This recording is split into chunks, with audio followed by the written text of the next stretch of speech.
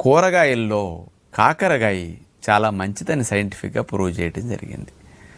కాకరకాయ అంటే చేదు కాబట్టి చాలామంది దీన్ని పెద్దగా ఇష్టపడరు. ఏదన్నా తిన్నప్పటికి కూడా అందులో బాగా చింతపండు వేసి బాగా మసాలాలు వేసి నూనెలు పోసి అలా చేస్తే తప్ప కాకరకాయ తినరు. కొంతమంది అయితే కాకరకాయ ఏకంగా నూనెలోనే దేవేసి అట్లా తింటున్నారు. అలా నూనెలో దేవితే లాభం అసలు రాదు. అట్లాగే బాగా చింతపండు వేసారనుకోండి, ఉప్పు ఎక్కువ పట్టేస్తుంది.